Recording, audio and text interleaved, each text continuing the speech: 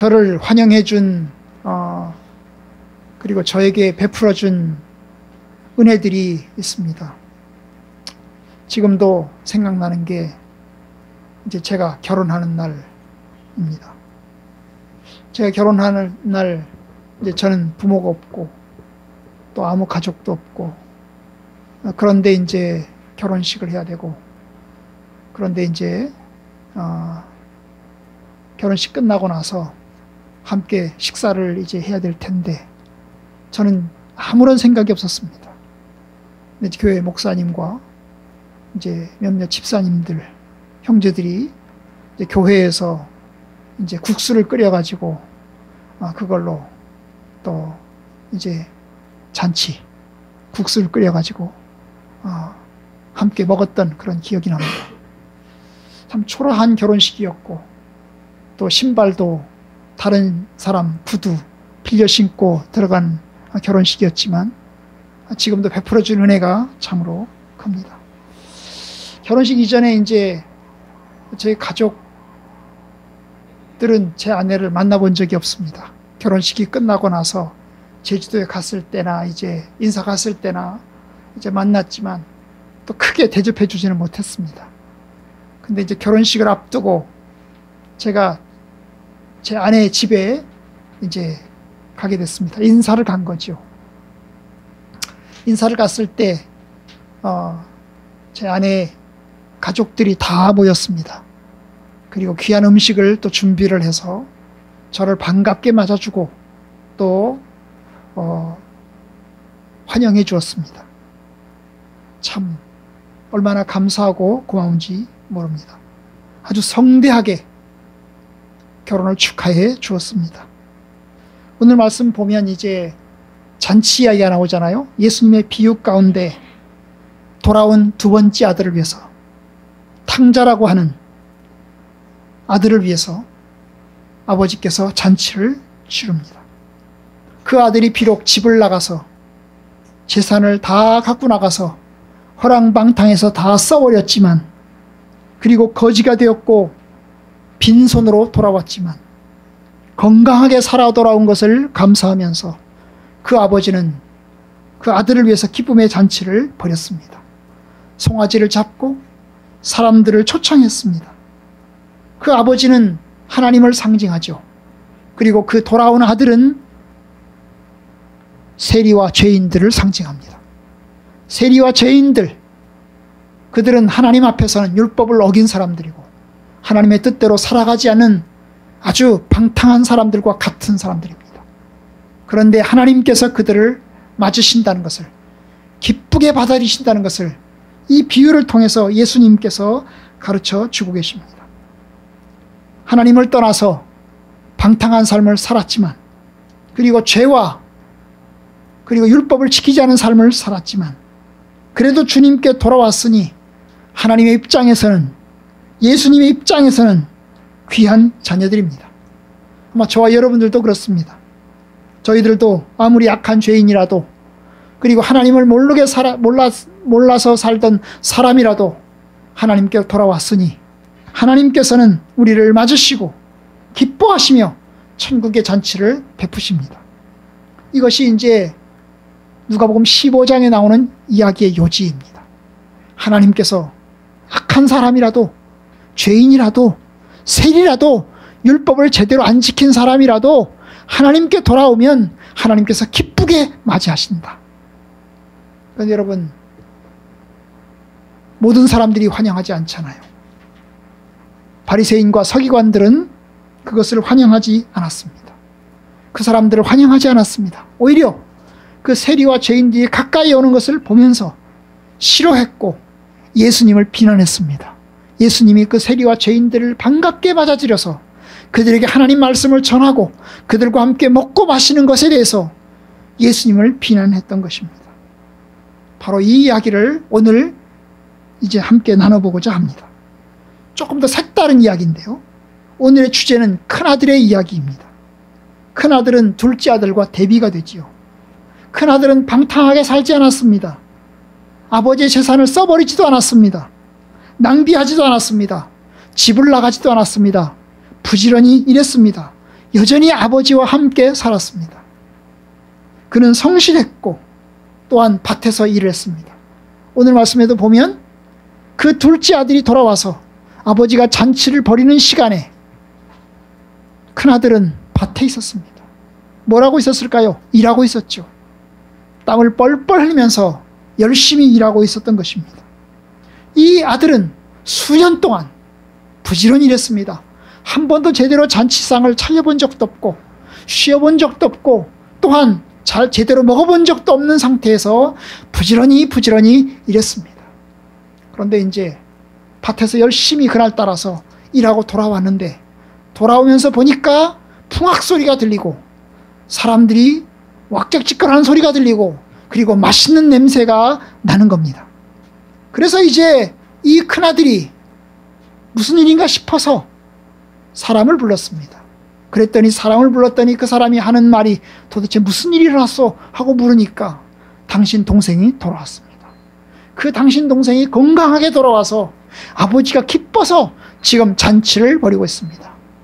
사람들을 초청하고 그리고 소를 잡고 그리고 사람들을 위해서 기쁨의 잔치를 벌이고 있습니다. 여러분, 그것이 큰아들이 목격한 모습입니다. 아마 이 큰아들 불만이 있었을까요? 지금까지 살아온 삶에 불만이 있었을까요? 잘 모르겠습니다. 그냥 열심히 일했습니다. 노예처럼 일했습니다. 바로 그런 아들이었습니다. 그런 아들, 이제 큰아들이 그 소식을 듣고 이 종으로부터, 심부름꾼으로부터 자기 동생이 돌아왔다는 소식을 듣고 그리고 아버지가 잔치를 벌인다는 소식을 듣고 화를 내기 시작을 했습니다. 자기 집에서 들려온 이 풍악 소리에, 춤추는 소리에, 성대한 잔치 소리에 그는 화를 내기 시작을 했습니다. 송아지를 잡았다는 소식에 그리고 그 아들을 반갑게 맞이한다는 소식에 화를 내기 시작했습니다. 그는 분노하기 시작을 했습니다. 아마 그 동생이 부자가 돼서 돌아왔다면, 그 동생이 엄청난 갑부가 돼서 돌아왔다면, 그래서 아버지를 위해서, 자기 일을 위해서 큰 선물을 가지고 돌아왔다면 이렇게 화를 내지 않았을 겁니다. 그렇게 분노하지 않았을 겁니다. 그런데 빈털터리가 돌아왔기 때문에, 쫄딱 망해서 돌아왔다는 소식에 그는 화를 내기 시작을 한 것입니다. 왜냐?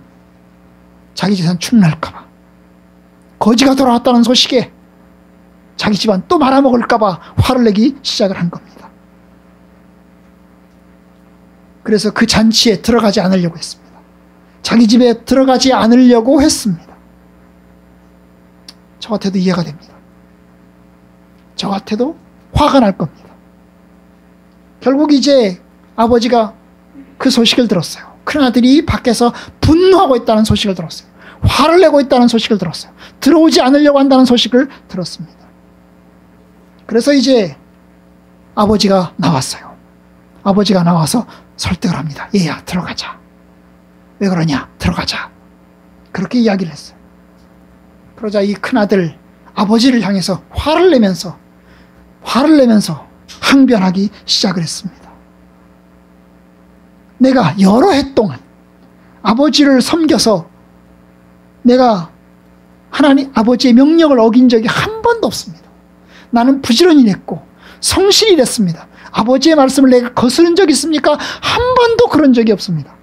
그런데 아버지는 나에게 한 번도 소는커녕 송아지는커녕 염소 새끼라도 잡아서 나에게 잔치를 베풀어 준 적이 있습니까? 나와 내 친구들을 불러다가 먹여본 적이 있습니까? 한 번도 그런 적이 없습니다.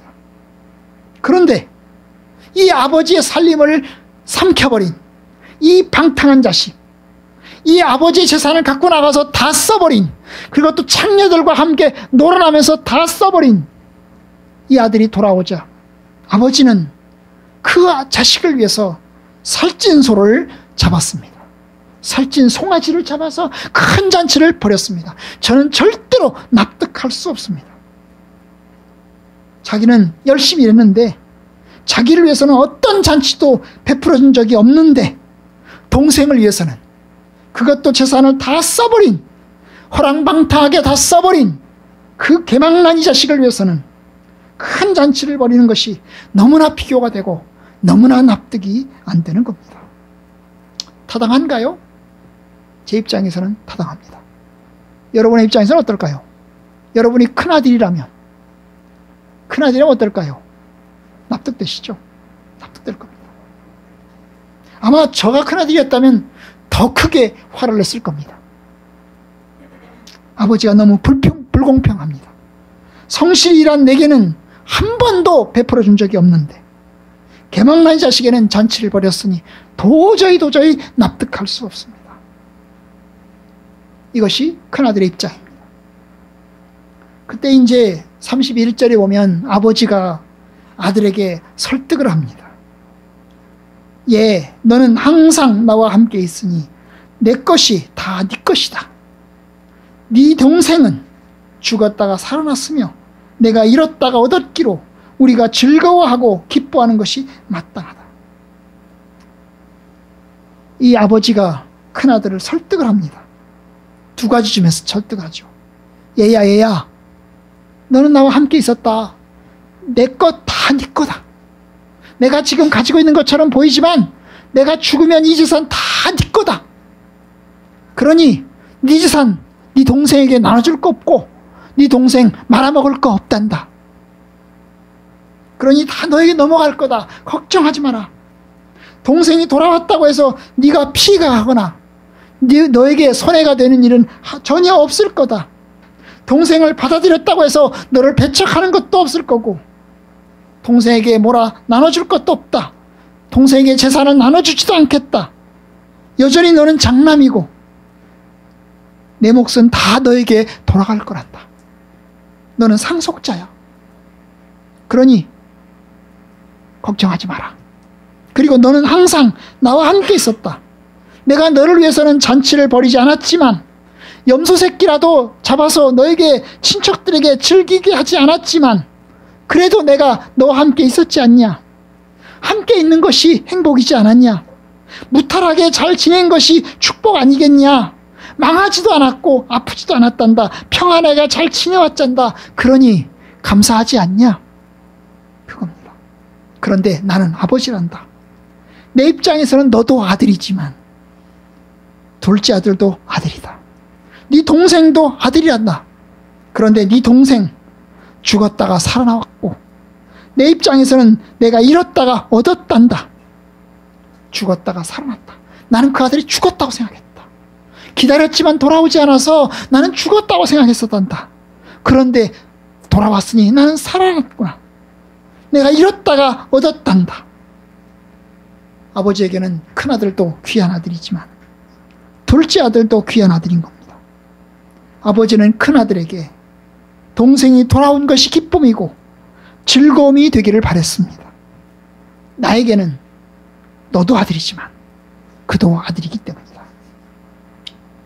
아마 이게 아버지와 아들이 입장의 차이인 것 같습니다. 아버지는 모든 아들이 귀한 자식이고 모든 자식이 다 귀한 자식입니다.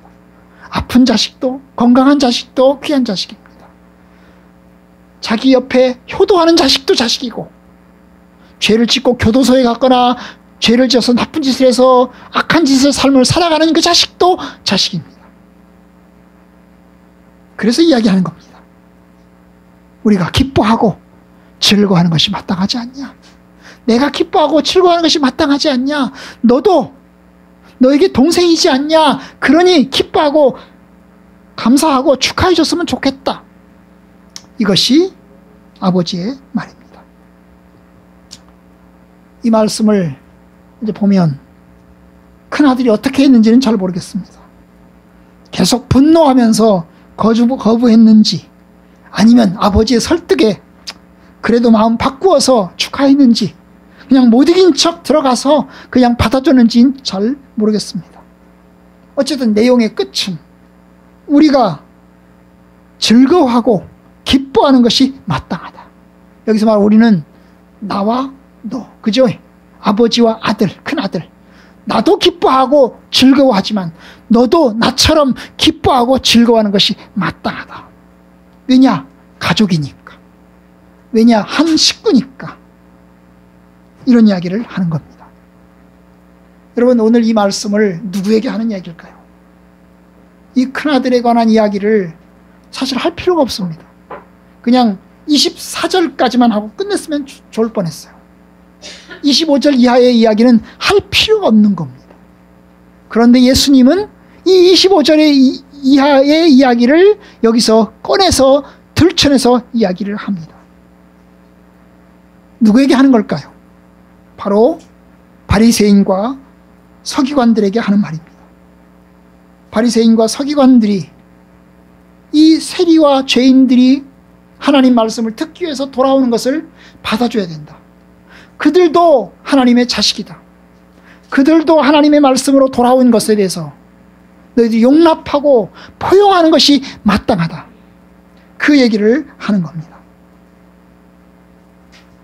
여러분, 여기서 큰아들은 누구일까요? 바리새인과 서기관입니다. 둘째 아들은 세리와 죄인이고, 아버지, 환영하는 아버지, 기다리는 아버지는 하나님, 예수님을 뜻합니다. 여러분, 하나님께서는 이스라엘 백성들을 하나님의 백성으로 불렀습니다. 하나님의 아들로 불렀습니다. 아브라함과 이삭과 야곱으로 이어지는 이스라엘의 12지파, 이스라엘의 후손들을 하나님의 백성으로 불렀습니다. 모세 시절에 60만 명이 출애굽해서 여호수아를 통해서 이스라엘 가나안 땅으로 들어갔습니다. 그리고 가나안 땅에 정착해서 살아가게 되었습니다. 다윗과 솔로몬의 통치를 통해서 이스라엘 백성들은 강력한 하나님의 사람들이 되었습니다. 하나님을 경외하고 십계명을 지키며 율법대로 사는 약속의 자손이 되었습니다. 그리고 축복의 자손이 되었습니다. 그렇다면 계속해서 약속의 자손으로, 축복의 자손으로 살아야 합니다. 율법을 지키면서 하나님의 뜻대로 살아갔어야 합니다. 그런데 우리가 아는 것처럼 솔로몬이 죽고 난 다음에 이스라엘이 유다와 남유다와 북이스라엘로 나눠졌습니다. 그리고 북이스라엘과 남유다로 나눠진 다음에 우상숭배를 하기 시작했습니다. 특별히 북이스라엘이 처음부터 끝까지 1대 왕부터 20대 왕까지 강력한 우상숭배 국가가 되고 말았습니다. 마치 남과 북이 갈라져서 북한이 지금 그런 것과 똑같습니다. 이 김일성 3대 체제를 신앙하고 그들을 신으로 떠받들면서 사는 거랑 똑같습니다. 여러분, 북이스라엘이 그랬습니다. 그러다가 이제 차례로 아시리아와 바벨론의 침략을 통해서 북이스라엘이 망했습니다. 결국 남유다도 망했습니다. 남유다도 끄트머리에 가서 우상 숭배하다가 결국 바벨론의 침략을 받아서 하나님의 심판을 받아서 망하고 말았습니다. 많은 사람들이 바벨론으로 끌려갔고, 그리고 그곳에서 유랑 생활을 했습니다. 이제 몇몇 사람들이 돌아왔지만, 하나님의 말씀대로 지키겠다고 돌아왔지만 여전히 많은 사람들이 우상 숭배하면서 하나님의 뜻대로 살지 않았습니다. 아시리아를 통해서, 바벨론을 통해서, 그 다음에 페르시아를 통해서, 그리고 그리스를 통해서, 그리고 로마를 통해서, 그렇게 몇 개의 제국을 거치는 그 몇백 년 동안에도 계속해서 이스라엘은 하나님의 뜻을 벗어나서 살게 됐습니다.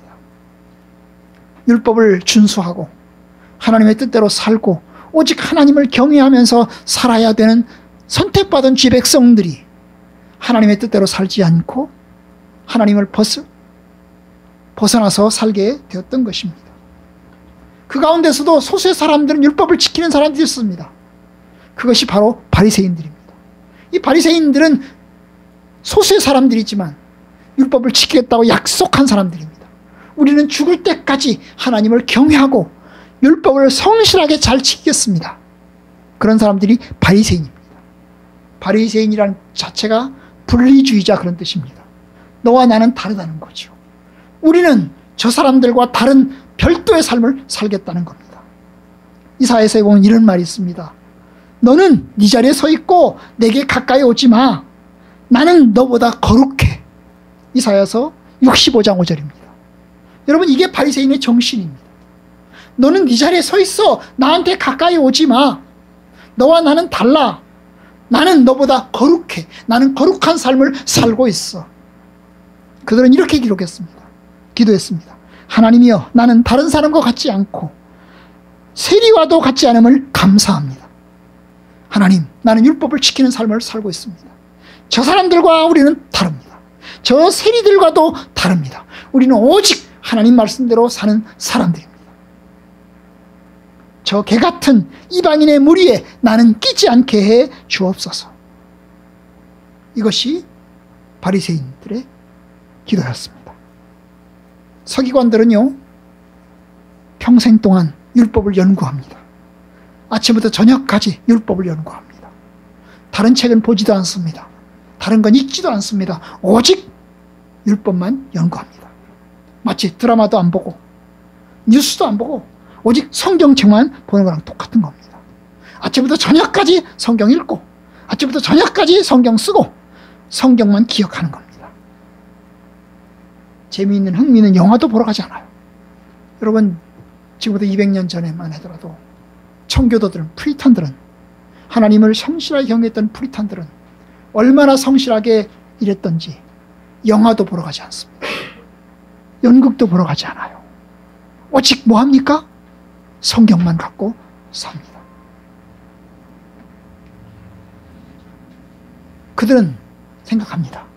하나님의 나라에서 우리는 합법적인 하나님의 자식이고 우리에게는 하나님의 큰 축복과 큰 은혜가 있을 겁니다.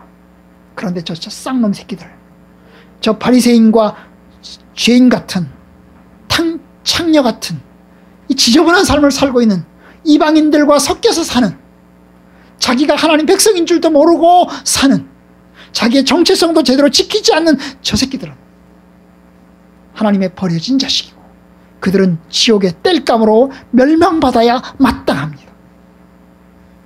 이것이 바리새인과 세리들의, 바리새인들과 서기관들의 생각이었습니다. 왜냐하면 세리와 죄인들은 율법을 지키지 않았고 그렇기 때문에 하나님의 자녀가 될 자격도 없고 하나님께로 올 자격도 없다고 보는 겁니다. 그런데 바로 주님께서 이야기를 하십니다. 그들도 하나님의 자식이다.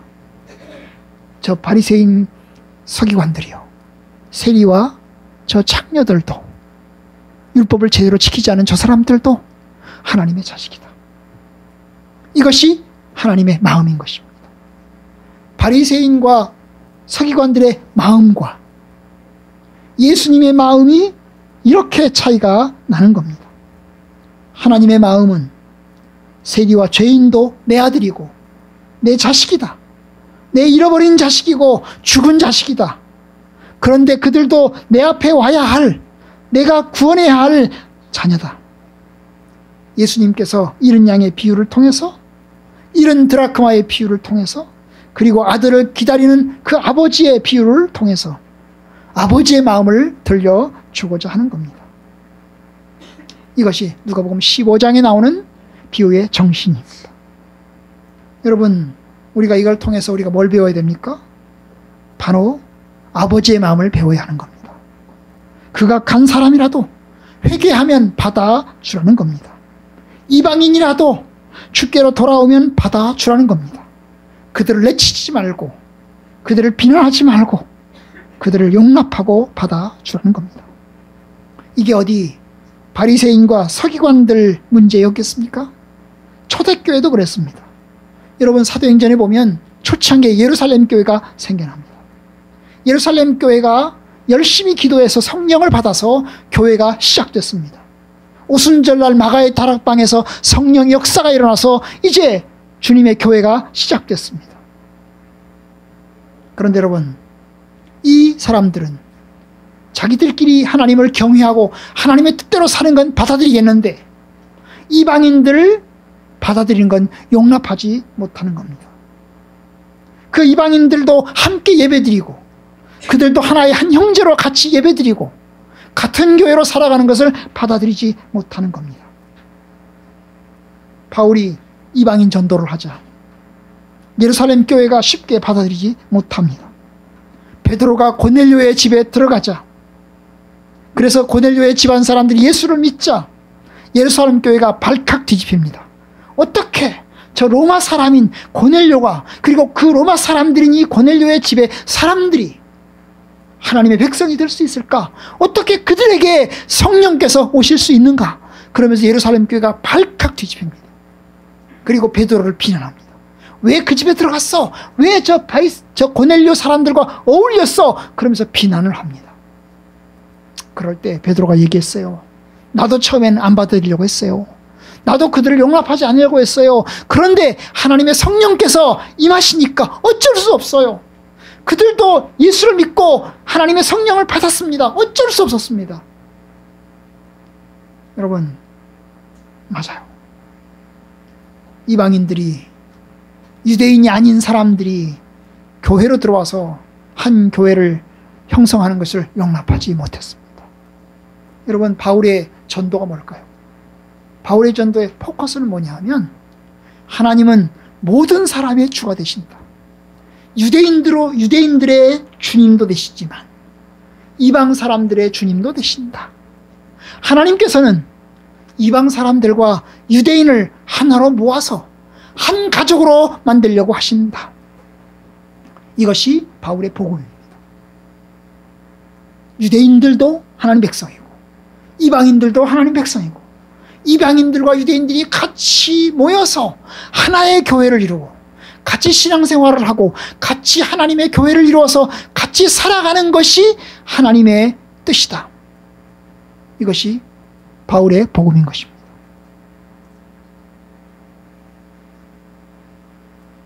그런데 유대인들은 그걸 받아들이지 못했어요. 우리가 선민인데, 우리는 율법을 지키는 사람들인데, 우리는 할례를 받았고 하나님 율법을 지켜나가고 있는데, 저 새끼들은 할례도 안 받았고 율법도 안 지키는데 어떻게 그들도 우리와 같은 형제가 될 수 있겠나? 그건 우리가 절대로 용납 못하지. 우리의 가족이 되려면 저들도 할례를 받아야 하고 저들도 율법을 지켜야 돼. 그래야 우리의 진정한 가족이 될 수 있어. 이게 유대인들의 생각이었습니다. 참 힘들었어요. 그래서 이방인과 유대인이 같이 교회를 이루고 같이 형제가 되고 같이 하나가 되는 것이 초대교회에 무척이나 힘들었습니다. 여러분, 그래요. 다른 사람들이 하나님의 백성이 되는 것이 쉽지 않습니다. 미국의 교회는 어떨까요? 우리나라의 교회는 어떨까요? 여러분, 우리나라에도 처음에 교회가 세워질 때 쌍놈들이 모인 교회가 있었고, 또한 양반들이 모이는 교회가 있었습니다. 양반들이 모여있는 교회에는 쌍놈들이 들어갈 수가 없었습니다. 양반들은 쌍놈들이 모이는 교회에 들어가지 않았습니다. 내 신분이 구겨진다고, 저놈들이 들어오면 우리와 신분이 다른데 구겨진다고, 저놈들은 받아들이면 안 된다고 그러면서 여러분 받아들이지 않았습니다. 몇몇 그래도 괜찮은 성도들이 자기는 양반이지만 내가 양반의 지위를 포기하고 그들과 함께 예배드림으로 하나의 교회를 이룰 수가 있었습니다. 미국 교회도 그렇습니다. 미국도 흑백 차별이 최근까지 있었습니다. 아마 지금도 있는 것 같습니다. 흑인이 예수를 믿고 하나님 백성이 되고 교회로 세워지는 것은 용납할 수가 없었습니다. 그들은 우리하고 다른, 그래서 외부인들을 용납하지 못하는 겁니다. 미국의 장로교회가 북장로교회가 있고 남장로교회가 있습니다. 여러분, 북장로교회도 있고 남장로교회도 있어요. 그래서 우리나라는 남장로교회 선교사도 왔고 북장로교회 선교사도 왔습니다. 그런데 흑백차별이 훨씬 더 심한 곳은 남장로교회였습니다. 굉장히 보수적인 교회였습니다. 그런데 흑백차별이 훨씬 더 심했습니다. 남장로교회가 세운 교회들이 전라도에 있는 교회들입니다. 전라도에 있는 교회들입니다. 그런데 여러분, 남장로교회는 뭐예요? 노예들을 거느리고 살았어요. 목화. 그들은 이제 예수 믿는 사람들이었지만 노예들을 거느리고 살았습니다. 노예들을 아주 종처럼 부려먹었습니다. 노예들을 사고 팔았습니다. 하나님을 믿는 사람들이었지만, 그리고 흑인들이 하나님을 경외하는 흑인들도 있었지만 그들을 사람 대접하지 않았습니다. 우리가 쓰는 화장실도 못 쓰겠습니다. 화장실도 따로 만들어 쓰겠습니다. 씻는 것도 따로 쓰겠습니다. 먹는 것도 따로 먹게 했습니다. 여러분, 외부인들을 용납하지 못하는 겁니다. 하나님의 마음은 하나님께로 돌아온다면 누구라도 하나님의 자녀가 되고 누구라도 하나님 백성으로 받아주라는 겁니다. 그것이 주님의 마음입니다. 아버지는 자녀들이 화목하게 지내기를 바랍니다. 예수 잘 믿고 신앙생활 잘하고 형제들이 싸우지 않고 사이좋게 지내기를 바랍니다. 혹 자녀들이 돈 때문이나 또한 자녀들이 싸워서 불화하면 부모들은 가슴이 아픕니다. 아마 부모는 자녀 중에서 막내 자식이, 그리고 가장 아픈 자식이 마음에 계속 남습니다. 그래서 있는 자식에게, 큰아들에게 돈 받아가지고 작은아들에게 몰래 줍니다. 그 부모니까 그런 겁니다. 형이 동생을 챙겨주기를 바랍니다. 그리고 돌봐주기를 바랍니다. 이것이 아버지의 마음입니다. 그런데 사실 형은 그런 생각이 없습니다. 동생을 돌봐줄 생각이 없습니다. 그냥 나와 내 가족이 잘 살면 됩니다. 동생을 챙겨주고 도와주고 이런 데 관심 없습니다. 그냥 오로지 나와 내 가족이 살면 됩니다.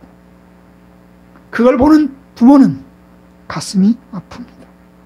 좀 더 형이, 좀 더 여유가 있는 자녀가 연약한 자녀를 돌봐주기를 바랍니다. 이것이 부모의 마음입니다.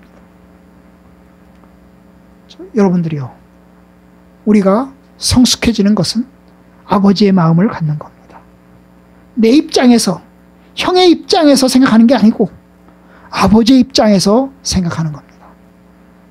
모든 자녀를 어우르는, 모든 자녀가 다 귀한 사람으로 받아들이는 것이 성숙한 자녀이고 아버지의 마음을 아는 자녀입니다. 내 중심으로만 보는 것은 어린 겁니다. 큰아들은 자기 중심입니다. 큰아들은 오로지 자기밖에 없습니다. 그 동생은 용납하지 못합니다. 그런데 아버지는 그 동생도, 둘째 아들도 아들입니다. 그래서 포용하고 포용하는 겁니다. 여러분, 하나님의 마음을 모르면 내 열심도 하나님과 멉니다. 내가 이것도 하고 저것도 해도, 내가 아무리 봉사를 많이 하고 일을 많이 해도 하나님을 모르면, 하나님의 마음을 모르면 그건 내 열심에 불과한 것입니다.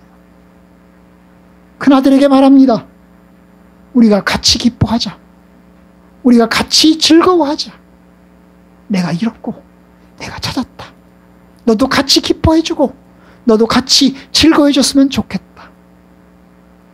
여러분, 그렇습니다. 저와 여러분들이 좀 더 성숙한 성도들로 자라나기를 바랍니다. 많이 성숙해졌고 또 많이 좋아졌습니다.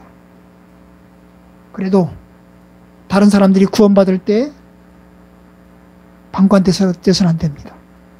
그들도 하나님의 자녀고 그들도 하나님의 백성이니